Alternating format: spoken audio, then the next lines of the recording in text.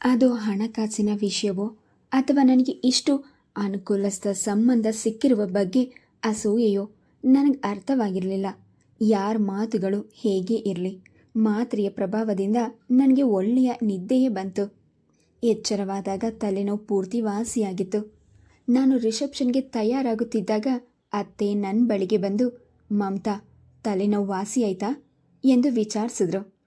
ನಾನು ನಗುಮುಖದಿಂದ ಓ ಎಸ್, ತುಂಬ ಥ್ಯಾಂಕ್ಸ್ ಎಂದಾಗ ಅವರು ನಗುತ್ತಾ, ಇಷ್ಟಕ್ಕೆಲ್ಲ ಥ್ಯಾಂಕ್ಸ್ ಹೇಳ್ತಾರೇನೆ ಹುಚ್ಚುಡ್ಗಿ ಎಂದು ನನ್ನ ತಲೆ ಕೊಡವಿ ಅಲ್ಲಿಂದ ಕಾಲ್ ತೆಗೆದ್ರು. ಬೀಗ್ತಿ ಬರೀ ಬೂಟಾಟಿಕೆ ಎಂದು ಚಿಕ್ಕಮ್ಮ ಮುಖ ಮುರಿದು ಹೇಳಿದ್ದು ನೆನಪಾಯಿತು.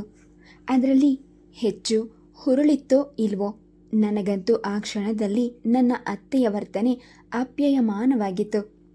ನನಗೆ ಬುದ್ಧಿ ತಿಳಿದಾಗಿನಿಂದ ನಾನು ಜ್ವರ ಬಂದು ಹಾಸಿಗೆ ಹಿಡಿದ ಸಂದರ್ಭದಲ್ಲಿ ಅಪ್ಪ ಚಿಕ್ಕಮ್ಮ ಡಾಕ್ಟರ್ ಬಳಿ ಕರೆದೊಯ್ದು ಚಿಕಿತ್ಸೆ ಕೊಡಿಸುತ್ತಿದ್ರೆ ಹೊರತು ಯಾರೊಬ್ಬರು ನನ್ನ ಬಳಿ ಕುಳಿತು ತಲೆ ಸವರಿ ಸಂತೈಸ್ತಿರಲಿಲ್ಲ.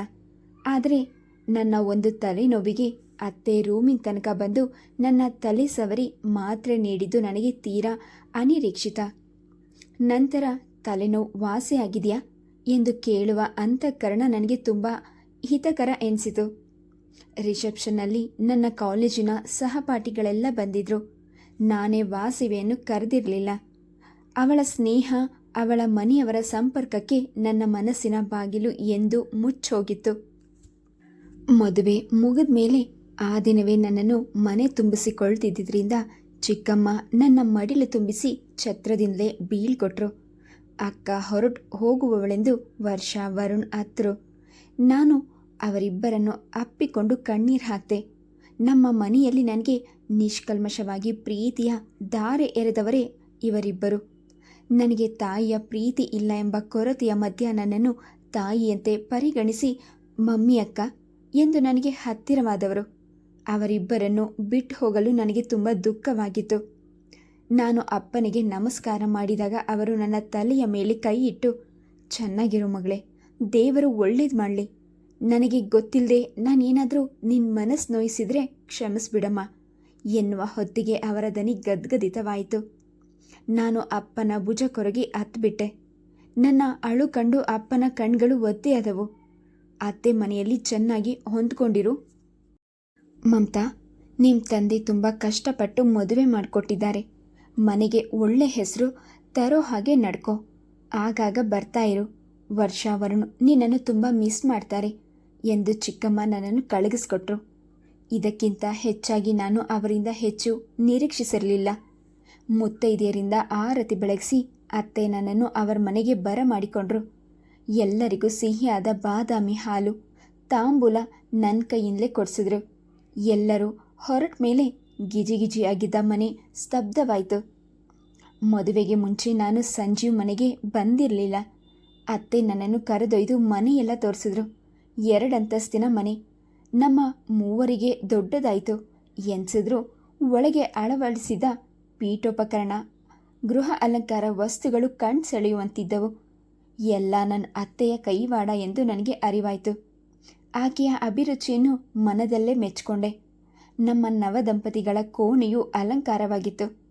ಅತ್ತೆ ನನ್ನ ಕೈಗೆ ಹಾಲು ತುಂಬಿದ ಬೆಳ್ಳಿ ಲೋಟ ಕೊಟ್ಟಾಗ ಆತಂಕದಿಂದ ನನ್ನ ಕೈ ನವಿರಾಗಿ ನಡಗಿತು.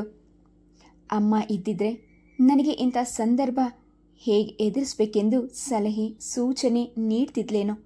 ಈಗ ನನ್ನಲ್ಲಿ ಆವರಿಸಿದ ಆತಂಕ, ಅಂಜಿಕೆಯನ್ನು ಅತ್ತೆಯ ಮುಂದೆ ಹೇಗೆ ಹೇಳ್ಕೊಳ್ಳೋದು?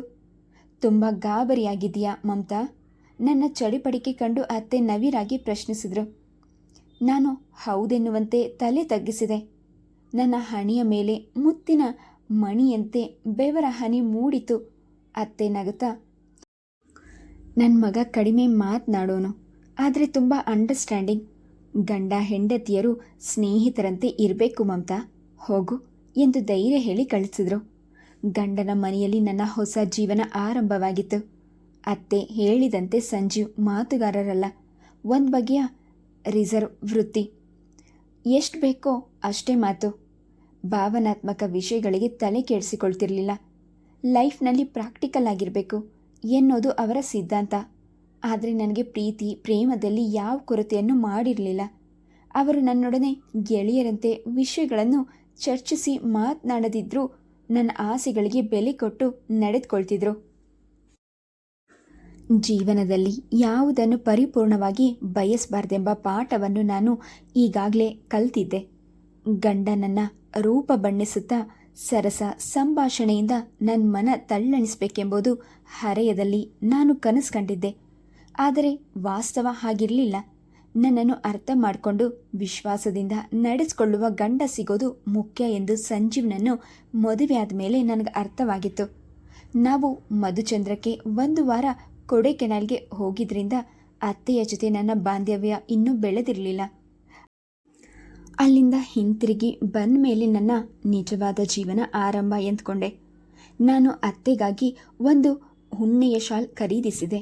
ಅಮ್ಮನ ಹತ್ರ ಬೇಕಾದಷ್ಟು ಶಾಲ್ ಇದೆ. ಸುಮ್ಮನೆ ದುಡ್ಡು ದಂಡ ಎಂದು ಸಂಜೀವ್ ಹೇಳಿದ್ರು ನಾನು ಕೇಳಲಿಲ್ಲ. ಅವರು ಬೇಡ ಅಂದರೆ ನಾನೇ ಉಪಯೋಗಿಸ್ತೀನಿ, ಆದರೆ ನಾವು ಶಾಪಿಂಗ್ ಮಾಡಿ ಅತ್ತೆಗೇನು ತಗೊಂಡು ಹೋಗದೇ ಇದ್ರೆ ಏನು ಚೆನ್ನಾಗಿರುತ್ತೆ? ಏನಾದರೂ ಮಾಡ್ಕೊ, ನಿನ್ನಿಷ್ಟ ಎಂದು ಸಂಜೀವ್ ಸುಮ್ಮನಾದರು. ನಾನು ತಂದ ಶಾಲನ್ನು ಕಂಡು ಅತ್ತೆ ತುಂಬ ಸಂತೋಷಪಟ್ಟರು. ತುಂಬ ಚೆನ್ನಾಗಿದೆ, ನನಗೆ ಇಷ್ಟವಾದ ಕಲ್ಲರೇ ಸೆಲೆಕ್ಟ್ ಮಾಡಿ ತಂದಿದ್ದೀಯಾ? ಸಂಜೆ ವಾಕಿಂಗಿಗೆ ಹೋದಾಗ ತುಂಬ ಚಳಿ ಆಗುತ್ತೆ, ದಿನ ಇದನ್ನು ಹೊತ್ಕೊಂಡು ಹೋಗ್ತೀನಿ ಎಂದು ಅವರು ಮೃದುತ್ವ ಮುಟ್ಟಿ ಆನಂದಿಸಿದ್ರು. ಸದ್ಯ ನಾನು ತಂದಿದ್ದು ಇಷ್ಟಪಟ್ರಲ್ಲ ಎಂದು ಸಮಾಧಾನವಾಯಿತು. 1 ವಾರ ಹೊರಗಿನ ಅಲೆದಾಟದಿಂದ ನನಗೆ ತುಂಬ ಆಯಾಸವಾಗಿತ್ತು. ಬೆಳಗ್ಗೆ ಎದ್ದಾಗ 8 ಗಂಟೆ. ನಾನು ದಿಗ್ಗೆಂದು ಎದ್ದು ಕುಳಿತೆ. ಪಕ್ಕದಲ್ಲಿ ಸಂಜೀವ್ ಇನ್ನೂ ಗೊರಕೆ ಹೊಡೆಯುತ್ತಿದ್ರು. ಛೇ, ಎಷ್ಟು ತಡವಾಗಿ ಎದ್ದಿದ್ದೀನಿ. ರಾತ್ರಿ ಅಲಾರಾಮ್ ಆದರೂ ಇಟ್ಕೊಳ್ಬಹುದಾಗಿತ್ತು. ಸಂಜೀವ್ ಎದ್ದೇಳಿ. ನಾನು ಅವರನ್ನು ಅಲುಗಾಡಿಸಿದೆ. ಅವರು ನಿದ್ದೆ ಮಂಪರ್ನಲ್ಲೇ ಹೂಗುಟ್ಟಿದ್ರು. ಮೈ ತುಂಬ ಹೊದಿಕೆ ಒದ್ದು ಮಗ್ಗಲು ಬದಲಾಯಿಸಿದ್ರು. ನಾನೊಬ್ಬಳೇ ಎದ್ದು ಹೋದಾಗ ಅತ್ತೆ ಏನಾದರೂ ಆಕ್ಷೇಪಣೆ ಮಾಡಿದ್ರೆ, ಮನೆ ಸೊಸೆಯಾಗಿ ಇಷ್ಟು ಬೇಜವಾಬ್ದಾರಿಯಿಂದ ತಡವಾಗಿ ಎದ್ದೆನೆಂದು ಅತ್ತೆ ಬೇಸರಗೊಂಡ್ರೆ, ನಮ್ಮ ಮನೆಯಲ್ಲಿ ನನ್ನನ್ನು ಸರಿಯಾಗಿ ಬೆಳೆಸಿಲ್ಲವೆಂದು ಆಕ್ಷೇಪಣೆ ಮಾಡಿದ್ರೆ, ಏನಾದರೂ ಗಂಡ ನನ್ನ ಜೊತೆ ಎದ್ದು ಬಂದರೆ ನನಗೆಷ್ಟು ಧೈರ್ಯ. ಸಂಜೀವ್ ಆಗಲೇ 8 ಗಂಟೆ. ನಾನು ಮತ್ತೆ ಅವರನ್ನು ಎಬ್ಬಿಸಲು ಪ್ರಯತ್ನಿಸಿದೆ. ಸರಿ, ಅವರು ನಿದ್ದೆಗಣ್ಣಲ್ಲೇ ಹೇಳಿದ್ರು. ಅತ್ತೆ 5 ಗಂಟೆಗೆಲ್ಲ ಎದ್ದು ಬಿಡ್ತಾರೆ. ನಾನು ಇಷ್ಟು ಲೇಟಾಗಿ ಹೇಳ್ತಾ ಇದ್ದೀನಿ. ನನ್ನ ಮಾತಿಗೆ ಅವರಿಂದ ಏನೂ ಪ್ರತಿಕ್ರಿಯೆ ಬರಲಿಲ್ಲ. ಇನ್ನು ಇವರನ್ನು ಎಬ್ಬಿಸಿದಂತೆ. ಹೆಂಡತಿಯ ಆತಂಕ ಅರ್ಥ ಮಾಡ್ಕೊಳ್ಬಾರ್ದೆ ಎಂದು ಗಂಡನ ಬಗ್ಗೆ ಕೋಪ ಬಂತು. ಆದರೆ ಅದನ್ನು ಅವರ ಮುಂದೆ ಹೇಳುವಷ್ಟು ಸಲಿಗೆ ಇನ್ನೂ ನನ್ನಲ್ಲಿ ಇರಲಿಲ್ಲ. ಮೆಲ್ಲನೆ ಎದ್ದು ಅಟ್ಯಾಚ್ಡ್ ಬಾತ್ರೂಮ್ನಲ್ಲಿ ಮುಖ ತೊಳೆದು ತಲೆ ಕೂದಲು ಕಟ್ಕೊಂಡು ನೈಟಿ ಬದಲಾಯಿಸಿ ಸೀರೆ ಉಟ್ಟು ಹೊರಗೆ ಬಂದಾಗ 8:30 ಆಗಿತ್ತು. ಅತ್ತೆ ಅಡಿಗೆ ಮನೆಯಲ್ಲಿ ಏನೋ ಕೆಲಸ ಮಾಡ್ತಿದ್ರು. ನನ್ನನ್ನು ನೋಡಿದೊಡನೆ ಬಾ ಮಮತಾ, ನಿದ್ದೆ ಆಯ್ತಾ ಎಂದಾಗ ನಾನು ಸಂಕೋಚದಿಂದ ಸಾರಿ ಅತ್ತೆ, ಬೇಗ ಎಚ್ಚರ ಆಗಲಿಲ್ಲ ಎಂದು ನುಡಿದೆ. ಬೇಗ ಎದ್ದು ಏನು ಮಾಡ್ಬೇಕು ನೀನು? ನನಗಂತೂ ವಯಸ್ಸಾಯಿತು, ನಿದ್ದೆ ಕಡಿಮೆ ಅಂತ ಬೇಗ ಹೇಳ್ತೀನಿ. ಅದಕ್ಕೆ ನೀನ್ಯಾಕೆ ಸಾರಿ ಕೇಳ್ತೀಯ? ಒಳ್ಳೆ ಹುಡುಗಿ ಎಂದು ನಗುತ್ತಾ ಕಾಫಿ ಬಗ್ಗಿಸಿ ನನ್ನ ಕೈಗಿಟ್ರು. ಕಾಫಿ ಮಾಡೋಕ್ಕೂ ನಾನು ನಿಮಗೆ ಹೆಲ್ಪ್ ಮಾಡಲಿಲ್ಲ. ಇದೆಲ್ಲ ಫಾರ್ಮಾಲಿಟೀಸ್ ನಮ್ಮ ಮನೆಯಲ್ಲಿ ಇಲ್ಲ ಮಮತಾ. ಇದು ನಿನ್ನ ಮನೆ. ಅದು ಮಾಡಬೇಕು ಇದು ಮಾಡಬಾರ್ದು ಅಂತ ರಿಸ್ಟ್ರಿಕ್ಷನ್ ಮಾಡೋರು ಯಾರೂ ಇಲ್ಲ. ಆ ಸೋಂಬೇರಿ ಇನ್ನೂ ಮಲಗಿದ್ದಾನ? ಅತ್ತೆಯ ಮಾತಿನಿಂದ ನನಗೆ ನಗು ಬಂತು. ನಂದಾಗಲೇ 1 ಡೋಸ್ ಕಾಫಿ ಆಯಿತು. 2ನೇ ಡೋಸ್ ನಿನ್ನ ಜೊತೆ ತಗೊಂತಿದ್ದೀನಿ ಬಾ ಎಂದು ಹಿಂದಿನ ಬಾಗಿಲಿನ ಹೊರಗಿದ್ದ ತೋಟಕ್ಕೆ ಕರೆದೊಯ್ದರು. ಅಲ್ಲಿ ಹಚ್ಚ ಹಸಿರಾದ ಲಾನ್, ಸುತ್ತಲೂ ಹೂಗಿಡಗಳನ್ನು ಬೆಳೆಸಿದ್ರು. ಅದರ ಹಿಕ್ಕೆಲದಲ್ಲಿ ಸಿಮೆಂಟ್ ಹಾಕಿಸಿ ಒಂದು ಕಡೆ 4 ಬೆತ್ತದ ಕುರ್ಚಿಗಳು, ಇನ್ನೊಂದು ಕಡೆ ಬೆತ್ತದ ಉಯ್ಯಾಲೆ ಹಾಕಲಾಗಿತ್ತು. ನಾನು ಅತ್ತೆಯ ಜೊತೆ ಕುರ್ಚಿಯಲ್ಲಿ ಕುಳಿತು ಕಾಫಿ ಕುಡಿದೆ. ಅತ್ತೆ, ಏನು ತಿಂಡಿ ಮಾಡಲಿ? ನಿನಗೇನು ತಿಂಡಿ ಇಷ್ಟ? ನನ್ನ ಪ್ರಶ್ನೆಗೆ ಉತ್ತರಿಸದೆ ಅವರೇ ಮರು ಪ್ರಶ್ನೆ ಹಾಕಿದ್ರು. ನಾನು ತಬ್ಬಿಬ್ಬಾದೆ. ಬಹಳ ವರ್ಷಗಳ ಹಿಂದೆ ನನ್ನ ಅಮ್ಮ ಇದ್ದಾಗ ನನಗಿಷ್ಟವಾದ ತಿಂಡಿ ಮಾಡ್ತಿದ್ದ ಮುಸುಕು ಮುಸುಕಾದ ನೆನಪು. ಚಿಕ್ಕಂದಿನಿಂದಲೂ ನನಗೆ ಇಡ್ಲಿ ಪೊಂಗಲ್ ಅಂದರೆ ಪ್ರಾಣ. ಚಿಕ್ಕಮ್ಮನಿಗೆ ಇಡ್ಲಿ ಹಿಟ್ಟನ್ನು ಹದವಾಗಿ ಹಾಕಲು ಬರ್ತಿರಲಿಲ್ಲ.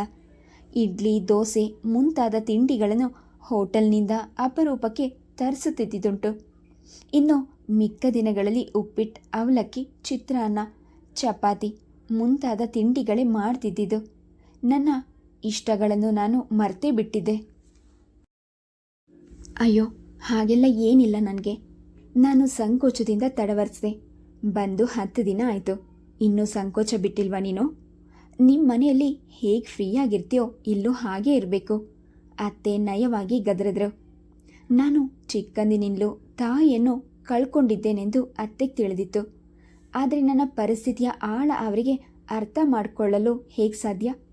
ಇಂಥ ವಿಷಯಗಳಿಗೆ ನಮ್ಮ ಮನೆಯಲ್ಲಿ ಯಾರ ಪ್ರಶಂಸೆ ಕೊಡ್ತಿರ್ಲಿಲ್ಲ.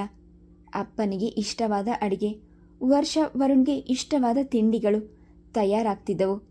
ಅದನ್ನು ನಾನು ತಿನ್ನುತ್ತಿದ್ದೇನೆ ಹೊರತು ನನಗೆ ಇಷ್ಟ ಎಂದು ಯಾರೂ ಕೇಳ್ತಿರ್ಲಿಲ್ಲ.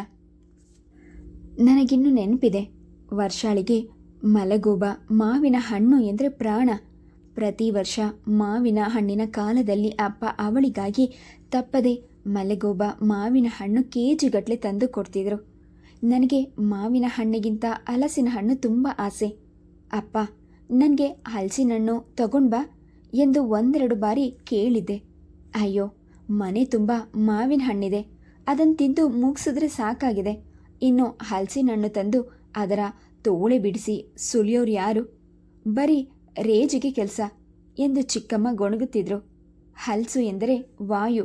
ಅಪ್ಪ ಚಿಕ್ಕಮ್ಮನಿಗೆ ಅದನ್ನು ತಿಂದರೆ ಆರೋಗ್ಯ ಕೆಡ್ತಿತ್ತು. ಹೋಗಲಿ, ನಾನು ಅಷ್ಟೊಂದು ಆಸೆ ಪಡುವಾಗ 1/2 ಡಜನ್ ತೋಳೆಗಳನ್ನು ಖರೀದಿಸಿ ತರಬಾರ್ದೆ ಎನಿಸ್ತಿತ್ತು. ಅಯ್ಯೋ, ಮರೆತು ಹೋಯ್ತಮ್ಮ ಎಂದು ಅಪ್ಪ ಮಾತು ಜಾರಿಸಿದ್ರೆ ನನಗೆ ತುಂಬ ನೋವಾಗ್ತಿತ್ತು. ಸಿಗಲಿಲ್ಲ ಎಂದರೆ ಒಂದು ಮಾತು, ಆದರೆ ಮರೆತೇ ಹೋಯ್ತು ಎಂದರೆ ನನ್ನ ಬಗ್ಗೆ ಎಷ್ಟು ಉದಾಸೀನ. ಹಾಳಾದ್ದು ನನಗೆ ಹುಚ್ಚು ಸ್ವಾಭಿಮಾನ ಬೇರೆ. ಮತ್ತೆ ಅಪ್ಪನನ್ನು ಬಾಯ್ಬಿಟ್ಟು ಏನೂ ಕೇಳ್ತಿರ್ಲಿಲ್ಲ. ದೊಡ್ಡವಳಾದಂತೆ ನಾನೇ ಗೆಳತಿಯರೊಡನೆ ಹೋದಾಗ ನನಗೆ ಇಷ್ಟವಾದುದನ್ನು ರಸ್ತೆಯಲ್ಲಿ ಕೊಂಡು ತಿಂತಿದ್ದೆ. ಒಳಗಿನಿಂದ ಸಂಜೀವ್ ಕೂಗು ನನ್ನ ಯೋಚನಾ ಲೆಹರಿಯನ್ನು ತುಂಡರಿಸಿತು. ನಾನು ಅವರ ಬೇಕು ಬೇಡಗಳನ್ನು ಗಮನಿಸುತ್ತಾ ಕಾಫಿ ಕೊಟ್ಟು ಸ್ಥಾನಕ್ಕೆ ಆಣೆ ಮಾಡಿ ರೂಮ್ ಸ್ವಚ್ಛ ಮಾಡಿ ಬರುವ ಹೊತ್ತಿಗೆ ಅತ್ತೆ ಆಗಲೇ ತಿಂಡಿ ಮಾಡಿ ಡೈನಿಂಗ್ ಟೇಬಲ್ ಮೇಲೆ ಇಟ್ಟಿದ್ರು. ಬಿಸಿ ಬಿಸಿಯಾದ ರವೆ ಇಡ್ಲಿ ಜೊತೆ ಸಾಗು ಹಾಗೂ ಚಟ್ನಿ ನಮಗೆ ಬಡಿಸಿದಾಗ ನನಗೆ ನಿಜಕ್ಕೂ ಸಂಕೋಚವಾಯಿತು. ಎಲ್ಲ ನೀವೇ ಮಾಡಿಬಿಟ್ಟಿದ್ದೀರಲ್ಲ ಅತ್ತೆ, ನಾನೊಂದು ಸ್ವಲ್ಪನೂ ಹೆಲ್ಪ್ ಮಾಡಿಲ್ಲ. ಅತ್ತೆ ನಗತಾ, ದಿನ ಮಾಡೋ ಕೆಲಸ ಇದು. ಇಷ್ಟು ದಿನ ನೀನು ಇದೆಯಾ ಹೆಲ್ಪ್ ಮಾಡೋಕ್ಕೆ? ಈಗ ನೀನು ಹೊಸದಾಗಿ ಸೊಸೆಯಾಗಿ ಬಂದಿದೆಯಾ ಅಂತ ಸಂಕೋಚ ಪಟ್ಕೊಬೇಕಾ? ಬಾ ಸಂಜೀವ್, ಜೊತೆ ನೀನು ಕೂತ್ಕೊಂಡು ತಿಂಡಿ ತಿನ್ನು ಎಂದು ಬಲವಂತದಿಂದ ಕೂರಿಸಿ ಬಡಿಸಿದ್ರು. ಅತ್ತೆ, ನೀವು ತಗೊಳ್ಳಿ. ಅತ್ತೆ ಯಾವ ಬಿಗುಮಾನವನ್ನು ತೋರದೆ ನಮ್ಮ ಜೊತೆ ಕುಳಿತು ತಿಂಡಿ ತೆಗೆದುಕೊಂಡ್ರು. ಇಡ್ಲಿ ತುಂಬ ಮೆದುವಾಗಿ ಬಾಯಿಗೆ ಹಾಕೊಂಡ್ರೆ ಕರಗುವಂತಿತ್ತು. ಸಾಗು ಚಟ್ನಿ ಅದಕ್ಕಿಂತ ಒಂದು ರುಚಿಕರ. ನಾನು ಇಂಥ ತಿಂಡಿ ತಿಂದು ಬಹಳ ವರ್ಷಗಳೇ ಆಗಿತ್ತು. ಅಮ್ಮನ ಕೈ ತಿಂಡಿ ಸವಿಯೋ ಹೊತ್ತಿಗೆ ಅವಳು ತೀರ್ಕೊಂಡಿದ್ಲು. ಅಪ್ಪನ ಸ್ವಯಂ ಪಾಕ ಆ ದೇವರಿಗೆ ಪ್ರೀತಿ. ಇನ್ನು ಚಿಕ್ಕಮ್ಮ ಅಂತೂ ಪಾಕ ಪ್ರವೀಣೆ ಅಲ್ಲ, ಮಾಮೂಲಾಗಿ ಅಡಿಗೆ ತಿಂಡಿ ಮಾಡ್ತಿದ್ರು. ಹೀಗಾಗಿ ನಾನು ಈ ರೀತಿ ರುಚಿಕಟ್ಟಾದ ತಿಂಡಿ ತಿಂದವಳಲ್ಲ. ತುಂಬ ಚೆನ್ನಾಗಿದೆ ಅತ್ತೆ. ಇಡ್ಲಿ, ಸಾಗು, ಚಟ್ನಿ ಎಲ್ಲ ರುಚಿಯಾಗಿದೆ. ನಾನು ಹೇಳಿದಾಗ ನನ್ನ ಹೊಗಳಿಕೆ ಕೇಳಿ ಅತ್ತೆಯ ಮುಖ ಅರಳಿತು. ನೋಡು, ಅಷ್ಟು ವರ್ಷದಿಂದ ಅಡಿಗೆ ತಿಂಡಿ ಮಾಡ್ತಿದ್ದೀನಿ. ನನ್ನ ಮಗ ಒಂದಿನ ಬಾಯಿ ತುಂಬ ಹೊಗಳಿಲ್ಲ. ಸಂಜೀವ್ ಆಶ್ಚರ್ಯದಿಂದ, ನೀನು ಚೆನ್ನಾಗಿ ಮಾಡ್ತೀಯಲ್ಲಮ್ಮ, ಅದನ್ನು ಬಾಯಿ ಬಿಟ್ಟು ಹೊಗಳ್ಬೇಕಾ ಎಂದಾಗ ಅತ್ತೆ ಸುಳ್ಳು ಕೋಪ ತೋರುತ್ತಾ ನನ್ನ ಕಡೆ ನೋಡಿದ್ರು. ನೋಡಿದ್ಯಾ, ಹೀಗೆ ಇವನು ಏನು ಮಾಡಿ ಹಾಕಿದ್ರೂ ಸುಮ್ಮನೆ ತಿಂದು ಎದ್ದು ಹೋಗ್ತಾನೆ. ಒಂದ್ಸಲ ಏನಾಗಿತ್ತು ಗೊತ್ತಾ ಮಮತಾ, ನಾನು ಉಪ್ಪಿಟ್ಟಿಗೆ ಉಪ್ಪು ಹಾಕೋದೆ ಮರೆತುಬಿಟ್ಟಿದ್ದೆ. ಈ ಮಾರಾಯ ಕಮಕ್ ಕಿಮಕ್ ಅನ್ನೋದೇ ತಿಂದು ಹೋಗಿದ್ದಾನೆ.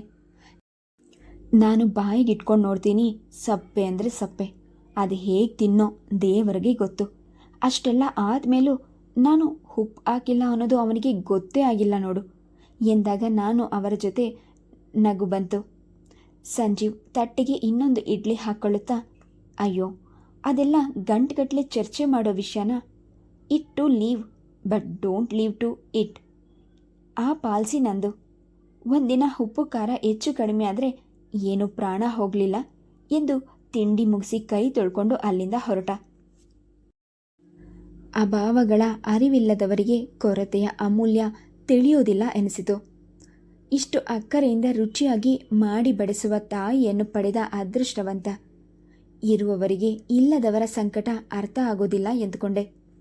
ಎಷ್ಟು ಬೇಗ ದಿನಗಳು ಓಡಿದ್ವೋ. ನನ್ನ ಮದುವೆಯಾಗಿ 1 ತಿಂಗಳು ಕಳೆದಿದ್ದೇ ಗೊತ್ತಾಗಲಿಲ್ಲ. ಒಂದೊಂದು ದಿನ ಕ್ಷಣದಂತೆ ಸರಿದು ಹೋಗಿದ್ದವು. ಮದುವೆಗೆ ಮುಂಚೆ ಏನೇನೋ ಕಲ್ಪನೆ ಮಾಡಿಕೊಂಡಿದ್ದೆ. ಗಂಡ, ಅತ್ತೆ ಇವರ ಬಗ್ಗೆ ನನ್ನದೇ ಆದ ನಿರ್ದಿಷ್ಟ ನಿಲುವುಗಳಿತ್ತು. ಆದರೆ ಅತ್ತೆಯ ಮನೆಗೆ ಬಂದು ತಿಂಗಳಲ್ಲೇ ನನಗೆ ಆತಂಕ, ಭಯ, ಸಂಕೋಚವೆಲ್ಲ ಕ್ರಮೇಣ ಮರೆಯಾಗಿ ತೊಡಗಿತು. ಚಿಕ್ಕಂದಿನಿಂದ ನನಗಿದ್ದ ಒಂದೇ ಹಂಬಲ ಅಮ್ಮ. ನನ್ನ ಬದುಕಿನಲ್ಲಿ ಇನ್ನೊಂದು ತಾಯಿ ಮಮತೆ ಕಾಣೋದೇ ಇಲ್ಲವೆಂದು ನಿರಾಶಳಾಗ್ಬಿಟ್ಟಿದ್ದೆ. ಆದರೆ ಆ ಸ್ಥಾನವನ್ನು ತುಂಬಿದವರು ನನ್ನ ಅತ್ತೆ. ಆಕೆ ನನ್ನನ್ನು ಹೆತ್ತವರಲ್ಲ, ಜನ್ಮ ನೀಡಿದವಳಲ್ಲ. ಆದರೂ ತಾಯಿಯ ಪ್ರೀತಿ ಏನೆಂಬುದನ್ನು ನನಗೆ ತೋರಿಸಿದ್ರು. ಅದರಲ್ಲಿ ನಾಟಕೀಯತೆ, ಅನುಕರಣೆ, ಅನಿವಾರ್ಯತೆ ಯಾವುದೂ ಇರಲಿಲ್ಲ. ಅರಳುವ ಹೂವು, ಬೀಸುವ ಗಾಳಿ, ತಂಪು ನೀಡುವ ಹಸಿರೆನ್ನುವಷ್ಟೇ ನೈಜವಾಗಿತ್ತು ಅವರ ಮಾತು ಹಾಗೂ ನಡವಳಿಕೆ. ನಾನು ಆ ಮನೆಗೆ ಬಂದ ದಿನದಿಂದ ನನ್ನ ಬಗ್ಗೆ ಅವರು ಒಂದೇ ರೀತಿಯ ಪ್ರೀತಿ, ಆದರ ತೋರ್ತಿದ್ರು. ನನಗೆ ತುಂಬ ಇಷ್ಟವಾದ ಅವರ ಸ್ವಭಾವವೇನೆಂದರೆ, ನಾನು ಆ ಮನೆಗೆ ಬಂದ ಮೇಲೆ ಬಹಳ ಬೇಗನೆ ಅವರಲ್ಲಿ ಒಬ್ಳು ಎನ್ನುವಂತೆ ಸ್ವೀಕರಿಸಿಬಿಟ್ಟಿದ್ರು. ನಾನು ಯಾವ ಪ್ರೀತಿ, ಕಾಳಜಿ, ಮಮಕಾರವನ್ನು ನನ್ನ ತಂದೆ ಚಿಕ್ಕಮ್ಮನಿಂದ ಆಕ್ಷೇಪಿಸುತ್ತಿದ್ನೋ ಅದನ್ನು ಅತ್ತೆ ನನಗೆ ಸಂಪೂರ್ಣವಾಗಿ ನೀಡಿದರು. ನಾನು ಅವರನ್ನು ಅಮ್ಮ ಎಂದೇ ಕರೆಯುತ್ತಿದ್ದೆ. ನಿಜ ಹೇಳಬೇಕಂದ್ರೆ ನಾನು ತಾಯಿ ಇಲ್ಲದ ಹುಡುಗಿ ಎಂದು ಅತ್ತೆಗೆ ಗೊತ್ತಿತ್ತೇ ಹೊರತು ನನ್ನ ಮನಸ್ಸಿನ ಹಂಬಲ, ಹೋರಾಟದ ಬಗ್ಗೆ ನಾನು ಎಂದೂ ಅವರ ಬಳಿ ಹೇಳ್ಕೊಂಡಿರಲಿಲ್ಲ. ನಾನು ಕೇಳದೆಯೇ ಪ್ರೀತಿ ನೀಡ್ತಿದ್ರು, ನಾನು ಹೇಳದೆಯೇ ಕಾಳಜಿ ವಹಿಸ್ತಿದ್ರು, ನಾನು ಆಕ್ಷೇಪಿಸುವ ಮುಂಚೆಯೇ ಆದರ ತೋರ್ತಿದ್ರು. ಇದನ್ನೇ ಅಲ್ವೇ ಇಷ್ಟು ವರ್ಷ ನಾನು ಬಯಸ್ತಿದ್ದಿದ್ದು. ಅತ್ತೆಯ ರೂಪದಲ್ಲಿ ನಾನು ಮತ್ತೆ ನನ್ನ ತಾಯಿಯ ಮಮತೆಯನ್ನು ಮರಳಿ ಪಡೆಯುತ್ತೇನೆ ಎಂದು ಕನಸಿನಲ್ಲೂ ನೆನೆಸಿರಲಿಲ್ಲ. ದೇವರು ಒಂದು ಕಡೆ ಕಿತ್ಕೊಂಡ್ರೆ ಇನ್ನೊಂದು ಕಡೆ ಮುಕ್ತ ಹಸ್ತವಾಗಿ ಕೊಡ್ತಾನಂತೆ. ಇದಕ್ಕೆ ನನ್ನ ಜೀವನವೇ ಒಂದು ದೊಡ್ಡ ಉದಾಹರಣೆ. Please subscribe the channel, like and share. Thank you.